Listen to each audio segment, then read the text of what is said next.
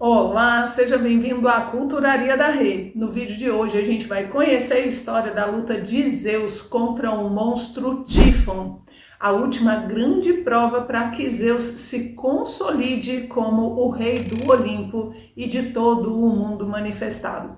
Quer conhecer essa história? Fica comigo até o fim do vídeo que eu vou te contar. Faça esse vídeo chegar a mais pessoas no YouTube. Deixe seu joinha, se inscreva no canal e ative o sininho. Toda semana tem vídeo novo por aqui. Agora, vamos para o nosso conteúdo.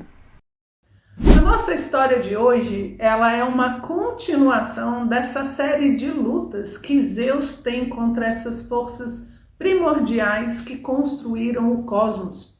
A gente tem outros vídeos aqui falando de Gaia, a gente falou da titanomaquia, que é a luta dos olimpianos contra os grandes titãs.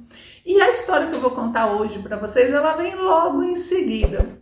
Assim que Zeus e todos os olimpianos vencem os titãs, né, os grandes monstros, e prendem eles no Tártaro, o que acontece? Gaia, a mãe dos titãs, quer vingança. Ela não se conforma que Zeus tenha prendido os seus filhos e tenha vencido ele. Então Gaia fica lá no seu interior, gestando um monstro junto com o Tártaro.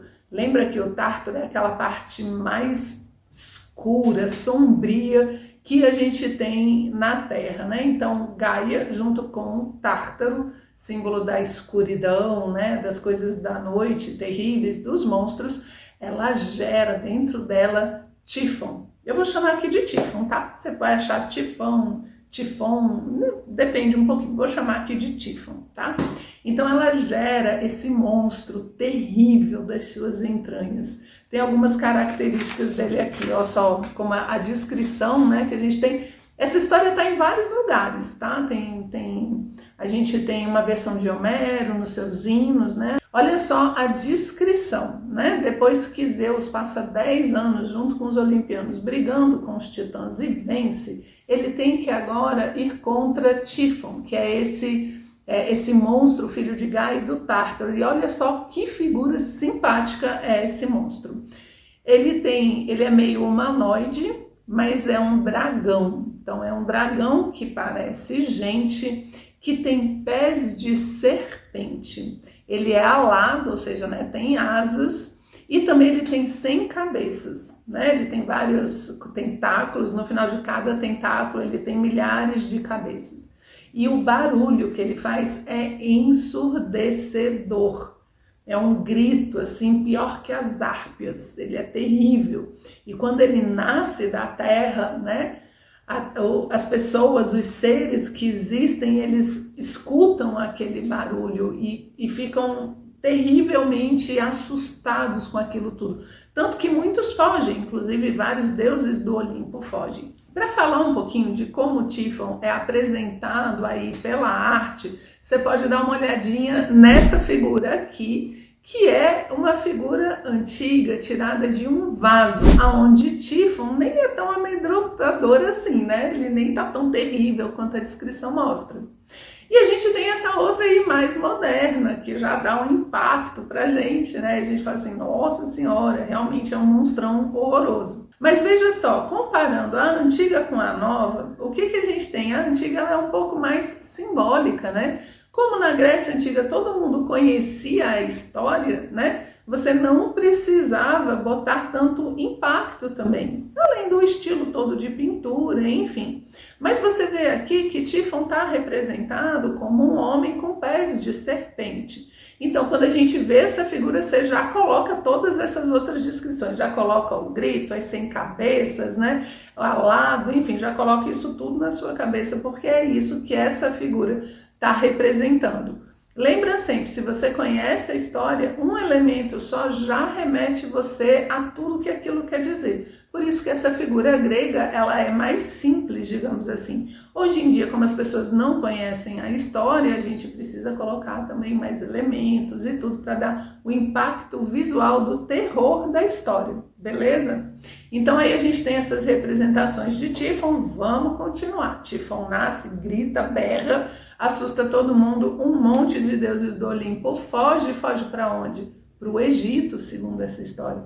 Fogem para o Egito e vão se transformar em animais. Então a gente vê aqui, né, o pessoal fazendo uma certa forçação de barra, eu diria, para associar a mitologia egípcia à grega, no sentido de que a Grécia seria mais antiga, né? Sendo que tudo indica que o Egito era mais antigo. Mas tem essa parte de vender o peixe aí da cultura grega, tá valendo. Então o pessoal foge. Quem fica? Ficam alguns deuses. Fica Poseidon, né? E Poseidon, quando o Tífon nasce, ele nasce justamente aí das águas. Então Poseidon é o primeiro que ele vai, luta tal e vence. Então imagina, ele já nasceu conseguindo vencer Poseidon. Quando ele vai indo para o Olimpo, né, para pegar Zeus ali para uma batalha, ele ainda vence Ártemis, tem outros deuses aqui, quer ver? Ares, o próprio deus da guerra, Apolo, né, todos eles são vencidos. Os que ficam, né, para tentar ajudar Zeus na batalha já são vencidos ali de cara. Atenas também fica, né? Atena, ela fica ali para tentar ajudar Zeus na batalha, mas também é vencida, ele joga ela para longe. Agora você imagina aquele monstrengo alado, voando, subindo, né? Porque a descrição diz que ele é maior do que o maior monte da terra, que seria o Monte Olimpo. Enfim, tá ele subindo até que encontra Zeus. O que faz junto com Zeus? Duelo. Zeus joga os raios, mas não acontece nada. Aí vai ter uma parte bem interessante dessa história. Tífon vai enrolar Zeus com as suas pernas de serpente, vai dominar ele completamente e vai retirar os tendões. Gente, adoro esse simbolismo. Meu Deus, por que ele tira os tendões, né? Por que ele simplesmente não esmaga como uma, sei lá, como uma serpente faria, né? Mas ele tira os tendões das mãos e dos pés. E aí Zeus fica completamente sem forças, né? Ele não, veja só, no momento em que ele tira o tendão, ele não pode andar, não pode mexer as mãos, não pode pegar seus raios. O que aconteceu com ele? Ele fica inerte, inútil, praticamente morto, né? Ele não pode se movimentar, se defender. E o que Tífon faz? Pega Zeus, leva ele para uma gruta. Olha só que interessante. A gruta, simbolicamente, sempre está falando do interior da terra. Então, apesar de ser Gaia que manda Tífon, também é Gaia que recebe agora Zeus. E Zeus vai ficar lá totalmente, né, desacordado, fraco e tudo, enquanto Tífon coloca os tendões de Zeus numa caixa. Então, a gente pode interpretar essa parte do mito como uma espécie de renascimento iniciático, ok? Ele perde as suas funções, mas ele vai conseguir recobrar as funções, né? De caminhar, de se movimentar, de se defender. Como? Com ajuda. Aqui é interessante, hein, gente? Nem Zeus, o chefão do Olimpo, vence Tífon sozinho. E isso é interessante, porque esses auxiliares mágicos, né, essas pessoas que vêm ajudar a gente, são um lembrete do mito de que a gente não se vira sozinho. A gente precisa dos outros. Não adianta você ser fortão como Zeus e achar que você resolve tudo sozinho, porque aí vem um Tífon na frente, né? E a gente acaba ficando em maus lençóis.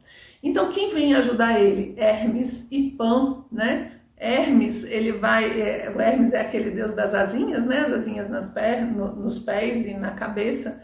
E ele é muito ágil, né? E Pan é as forças da natureza também. Então, de certa forma, ele é uma versão mais civilizada do próprio Tífon, né? Então, Deus Pan vai lá e fica gritando, sabe? Tipo desviando a atenção, enquanto Hermes pega os tendões e entrega para Zeus, que recobra as suas forças.